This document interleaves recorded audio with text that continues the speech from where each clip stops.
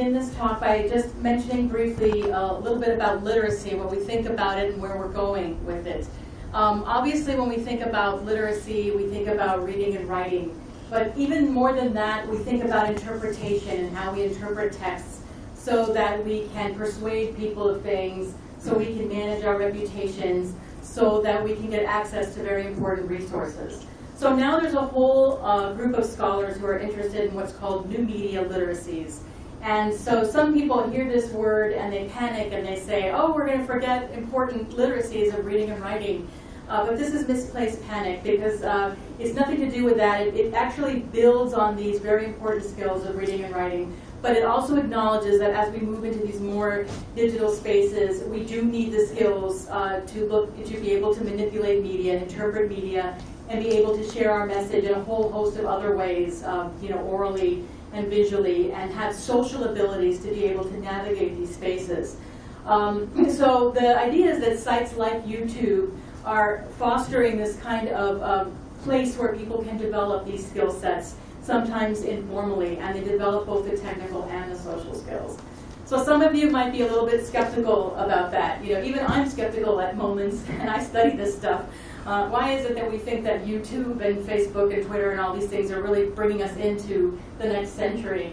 Well, I can kind of give you one example from the political sphere, where it's fairly common now for political candidates to announce their candidacies on YouTube, where Obama was seen as one of the forerunners of people who are using these new technologies in very effective ways politically. So he was seen as a person that appealed to young people because he's photographed here on the left-hand side, texting. And a lot of young people today, they don't email. That's what you send your teachers and your parents and grandparents, but they text each other. And so to see, this presidential candidate texting made them feel technically like they were, he was one of them. And then, of course, his campaign very effectively manipulated to use Twitter to announce his messages. And so when he was reelected, this twit pic that was put on Twitter became very, very famous and had it was the most retweeted image ever. And so hopefully these images will just kind of give you the idea that these literacies are crucial. They're very, very important. They're not just things where kids are frittering away their time, on the Facebooks and the YouTubes. And so they're very important to get your message out.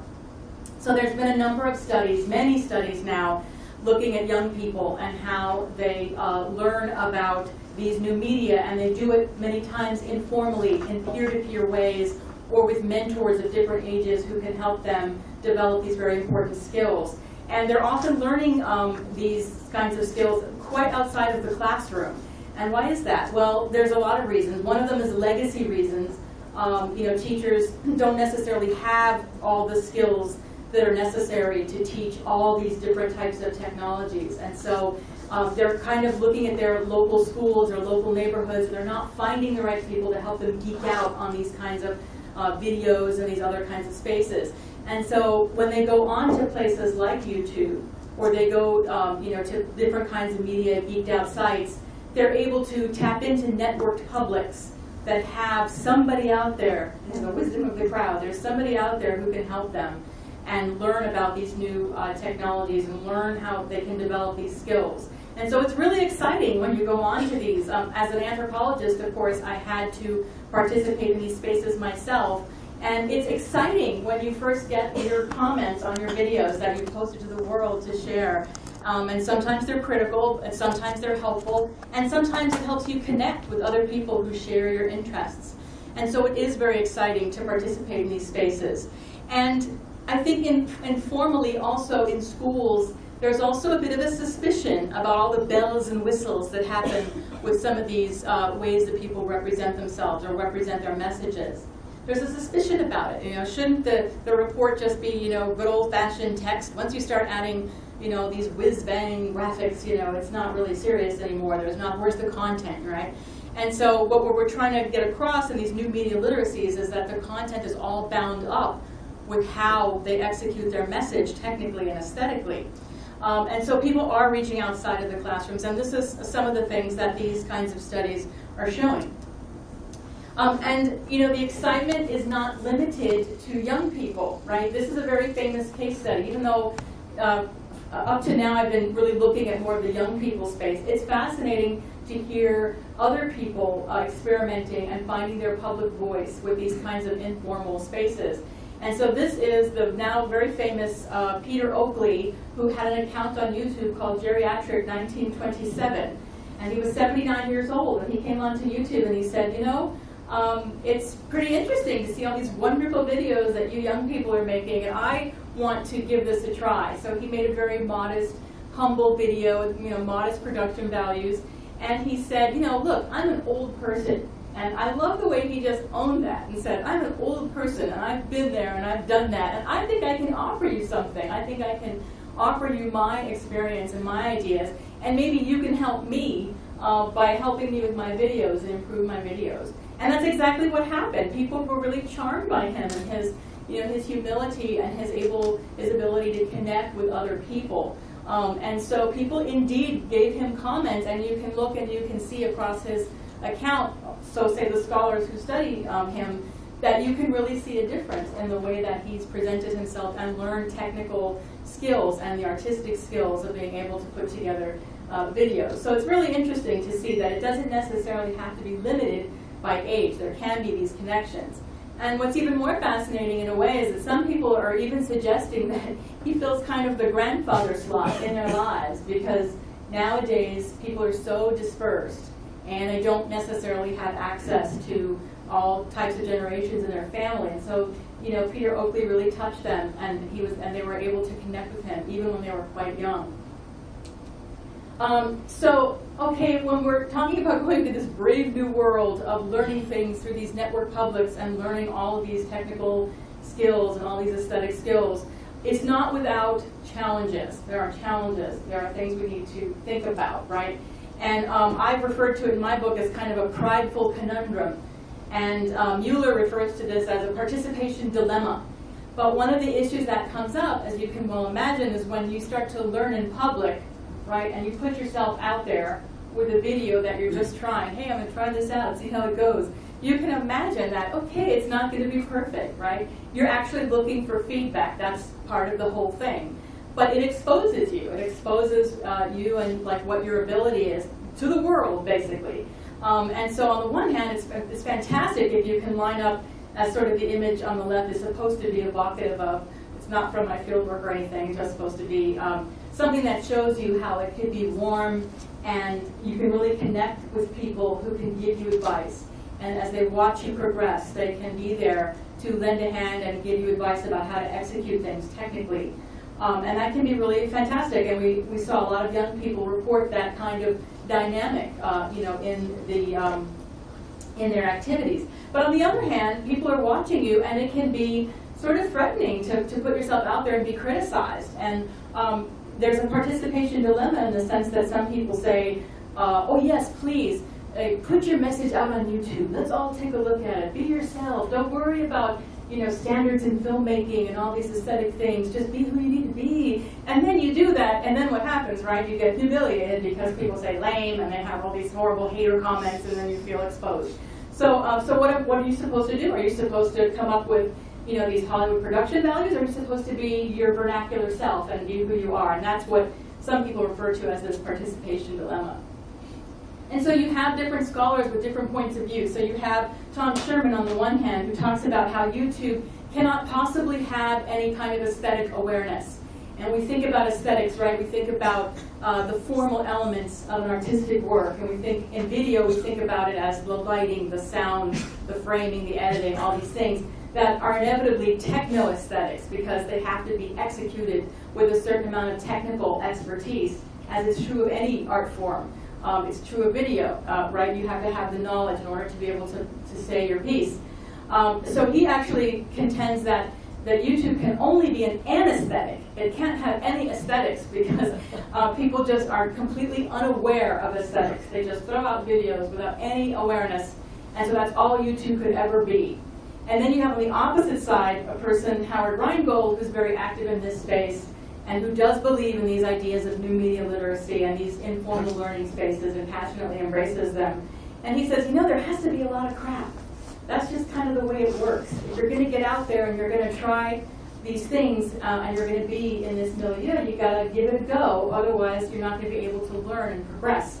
So he says that there's kind of a reason why we see kind of a lot of junk out there, if you will. But is it really a lack of awareness? I mean, in Sherman's position, it subdues perceptions. I mean, it goes so far as to say that you're not even perceiving like these aesthetics anymore, you're so numb. And so we're going to challenge that a little bit in the next part of our talk here. So I've come up with this concept, performing technical affiliation, that has to do with how you present yourself and how you present the things that you think are important in terms of technology. So this could be beliefs or values or practices or things that you feel are important to espouse and to show your alignment to in terms of technology. So sometimes students or colleagues say, well, I'm just not that technical, so I never perform technical affiliation to anything because I'm just not that technical. And then I say, okay, can I have your iPhone for a week? And then I'll give it back to you after a week. And they're like, no, not my iPhone. So we all have these very deeply embedded affiliations with technology, whether or not we know it. And one of the ways we deal with this sort of prideful conundrum or participation dilemma is trying to show that we do have technical beliefs. We do have technical values, and we want other people to know that we understand that there are certain things that are important about putting together videos, that we know that there are certain standards, we know there are certain techno-aesthetics that are important to follow. And so we're going to see some examples of how people are trying to show that in their videos, even when they can't quite measure up to their own mental standards. So what I'd like to talk about now is one of the strategies that people use to deal with this idea of trying to perform their affiliation to these techno-aesthetics that they think are very important, but perhaps can't always execute. So it becomes a matter of rhetoricizing their visual literacies. And basically rhetoric, if you just go back to the root of that word, right, it's about persuading somebody of something.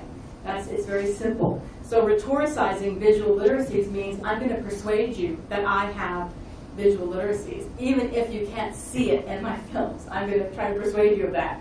And that's one of the ways they manage this sort of prideful conundrum or participation dilemma. So I looked at several videos, and I came up with several different ways, strategies that people use to rhetoricize their visual literacies. They do it through announcements, through apologies, and through accounts. Oops. There we go. So sometimes it's just a simple announcement where they'll put up a video, as in this case, it's very popular on YouTube to put up, say, a musical piece, like a piano piece, and then people who are learning piano will go and look at the video and be able to try to copy it and be able to learn how to play a piano piece. So that's another dimension of learning. It's not just learning how to make videos, but also how to do these other activities. So you see in the very title that there's an awareness of the techno-aesthetic of a bad camera angle, right? In the very title of the video, they're saying, this is the piece from Naruto, it's a piano song, warning, bad camera angle. So, I mean, right there, they're trying to persuade you, A, that they know that there's a right way and a wrong way to execute how you're going to do a tutorial piano video. And this is the wrong way, because you can't really see their hands very effectively throughout the video. And what I find interesting is that the announcement is right in the title of the video. So part of the very identity of the video, the way you look at videos and find videos is through their titles, and the title tells you something about the video. So the fact that they're putting that right there really tries to rhetoricize their literacy, to persuade you that they have a certain literacy of this techno-aesthetic of the right angle. And so it can come up in these very simple ways through announcements. It can also come up through apologies, where people say, sorry about the bad lighting. And so in the text description of the video, you have these kinds of apologies where people try to, again, persuade you that they know that there's a certain techno-aesthetic that should be maintained, and they didn't make it. So here this person is showing other people how to make fancy cakes, and she sort of, moves the base and describes all the different elaborate techniques that she uses. Very impressive. But she feels like in some places it's a bit dark, and you don't always get like the exact nuances of her cake. So sometimes it does come through with these apologies. Then the third type of rhetoricizing visual literacies happens through accounts. And an account is an explanation for why did something go wrong, and now I'm going to account for it. I'm going to explain why. So there's two types. There's external accounts. The problems are external to the video maker, and there's internal accounts that are within the video maker themselves. So an external impediment would be like, the weather was bad, and so I didn't have good lighting, the ambient lighting was bad. I had to hurry up because my subject was running around and I couldn't get the right image. So here a person provides an account of why, probably hard to see in this grainy photograph right now, but it's a screenshot of their video, which is a cat with a tissue box on its head. And it's running around and doing funny antics with this crazy tissue box. And so this videographer was trying very desperately to record that, but the white balance is off. And so when we talk about white balance, we talk about a certain camera setting that helps to make sure that the colors are true and that they have the right kind of balance to them. And so they're apologizing for something pretty technical, a white balance, which a lot of amateurs don't worry about white balance. But this person is performing their technical affiliation to the idea that something like white balance is something you should pay attention to when you're going to do a good video. It's a techno-aesthetic that they want to call out as important, and furthermore that they know about it and they know that they should have executed it. So sometimes accounts are more internal, and they have to do with the factors that they know within themselves need to be changed, need to be improved, need to be worked on. So some of them will make an account and explain why their video doesn't match to their own standards because they just don't have the experience, or maybe they didn't try very hard, or maybe they understand that over time they're going to be able to improve. So sometimes, like I say, the accounts are more external, and sometimes they're more internal. And here another person apologizes because that camera angle's not so great, one might argue. She's on the back of a motorcycle there, but the prioritization comes in hand when people start to say, I was really more interested in the sound than I was the picture, but I know that the picture is not so great in terms of the angle that was chosen there.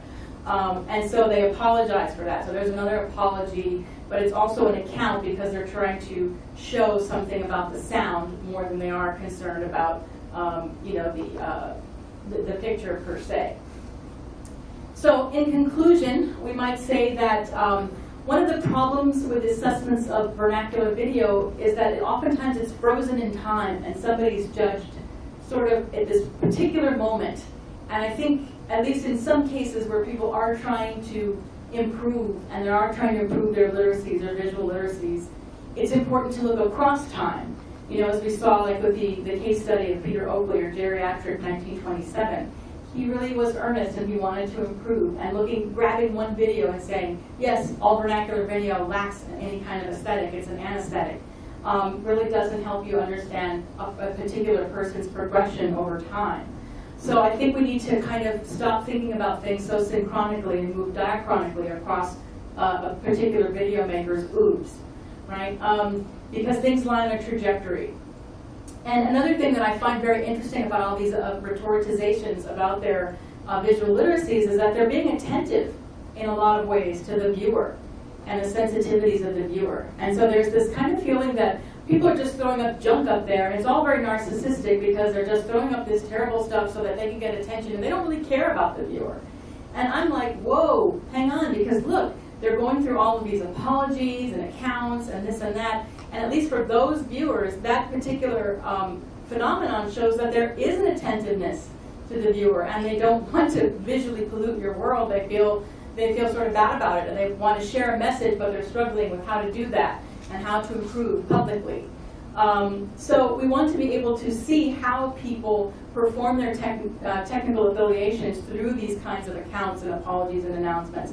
And I think what we're going to find is that we're going to have to dig a little bit deeper to find and explore these and other strategies that people are using in order to manage this participation dilemma, so that we can really take more full advantage of all these different kinds of spaces that offer an ability to tap into network publics and be able to improve our work, but hopefully do so in a way that is, not so humiliating, but one where we can improve, but maybe tap into the resources that are available sort of out there in the crowd.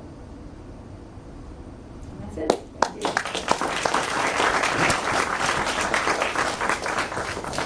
Questions?